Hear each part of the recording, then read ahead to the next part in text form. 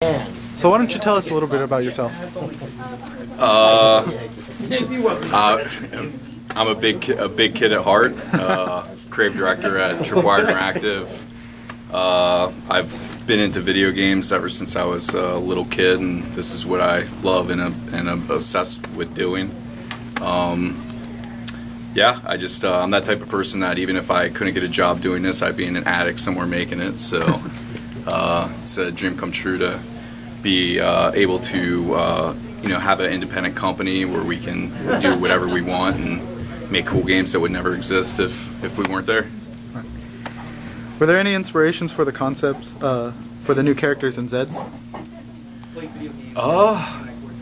I mean, when we went to like kind of look at the creatures, we looked at the original ones and we just figured out ways that we just kind of explored every single type of avenue. I mean, we did hundreds of different concepts of different types of looks and variations and kind of picked what we wanted. We wanted people to see the creatures and still know that they were the originals, but just enhanced and better, and anything that we didn't like about the originals we would kind of like fix and gussy up. But we would gather inspiration from everything you could imagine. So nothing's coming to my mind at the moment on exactly which one it would be. Now you guys showed off something what you guys called the meat system and how detailed the gore was. Can you elaborate what that system is? Yeah, so I mean, it's basically it's all about cause and effect. In our game, you're basically killing creatures nonstop. So if you really play the game a lot and invest thousands of hours into the game, or hundreds of hours, you're going to be killing thousands of them. So it was really important for us to always have it look different and dynamic. And so we kind of like broke it up. A lot of us were all old school gamers, and we really loved Soldier of Fortune.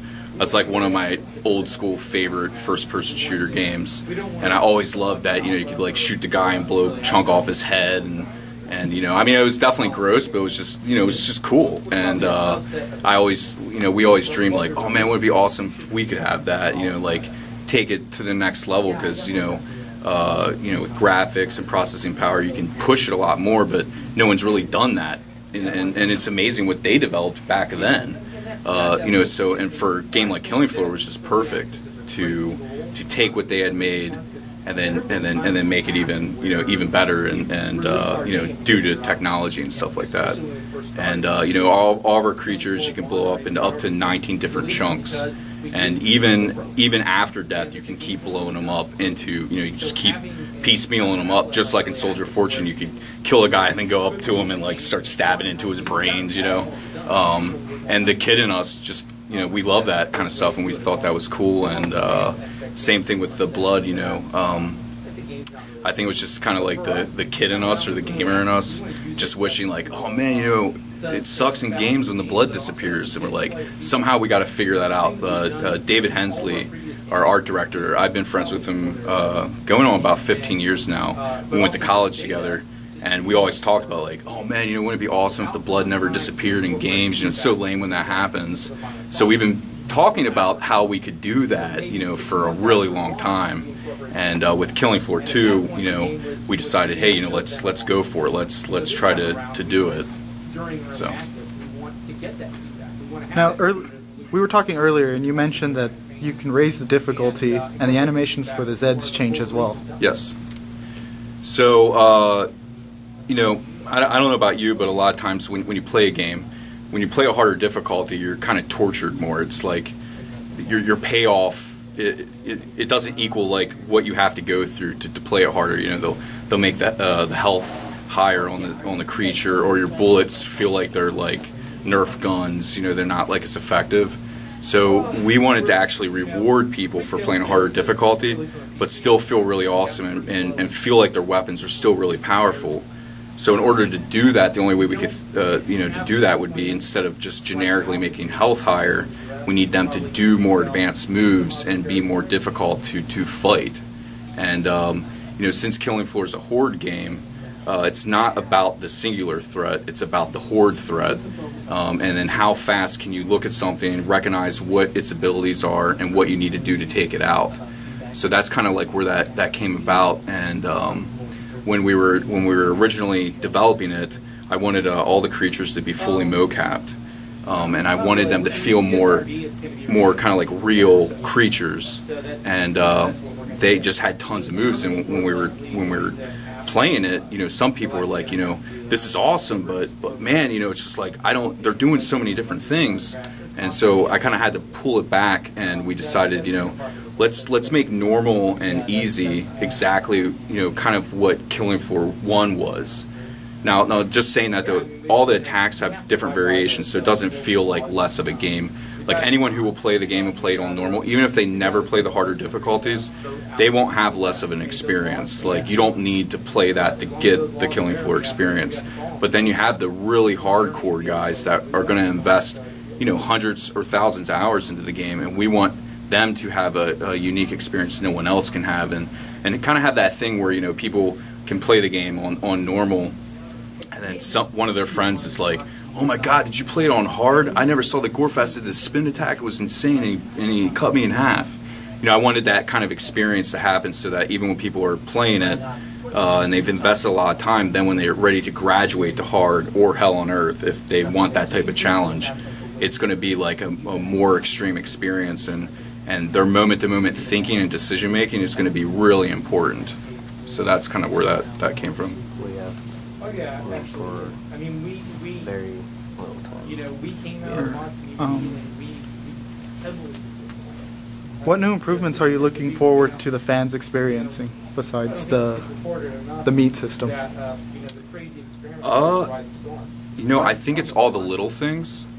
My hope is that all of our original Killing Floor fans are going to they'll instantly love it. They'll be like, this is Killing Floor, but just so much better. And then people who've never played it or never experienced it, they'll be like, wow, this is sick. This is awesome. I love this. But I think that the biggest things are, you know, the quality of animations. Every single creature has its own unique animations, its own character. We put a lot of time into that. I was really fortunate to meet this guy named Giacomo Harvey, who's a capoeira expert, and he's also like a mocap actor.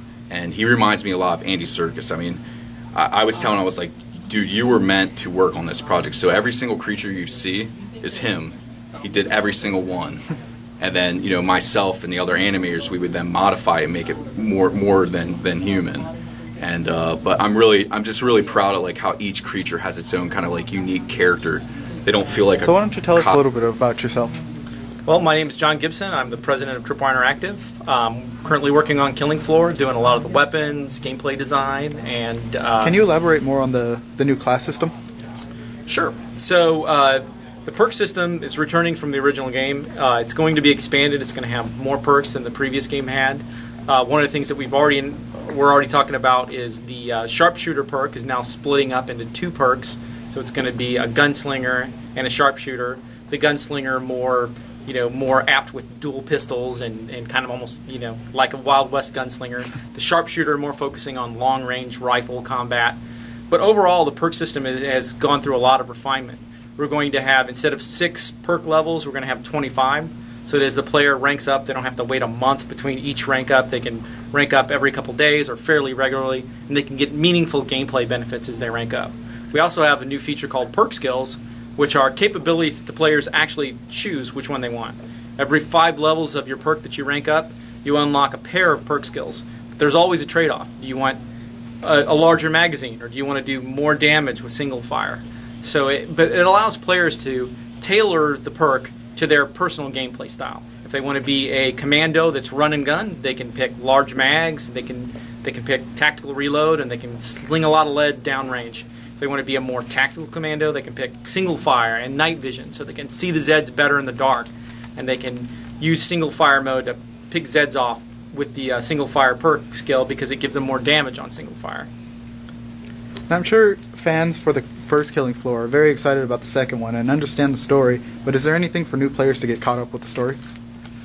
You know, I think the universe is so pretty easy to understand. I think they can jump right in and get it. But the main thing to realize is evil mega corporation Horzine made these genetic mutant freaks we call Zeds.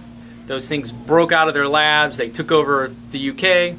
They spread to Europe, and you have to go in there and stop them. You get some big guns, and you get to go in there and just destroy them.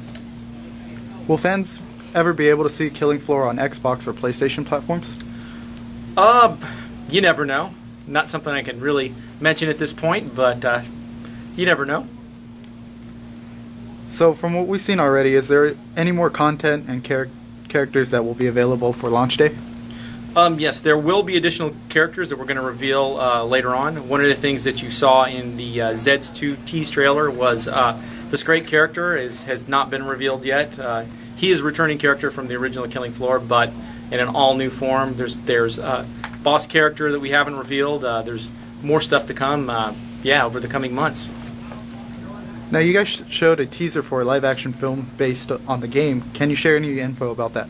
Yeah, so it's called Killing Floor Uncovered, and it is a live-action short that is set in the Killing Floor universe. It's 3 years before the original outbreak. It kind of tells a little bit of the origin story of how this all came to be. Beyond that, we're going to have more to reveal later, but at this point, we're just letting people know that it exists and that it's coming. When can we see the Killing Floor 2 be released? When it's finished. Okay. The best I could say. You know, we learned our lesson in the past. We released games before they were ready, and this time around, we're really taking our time, and we're going to polish it up until we think it's really ready to go. And when we get to that point, we'll announce a release date. Until then, we're just going to keep making it more and more awesome until it's ready to be unleashed on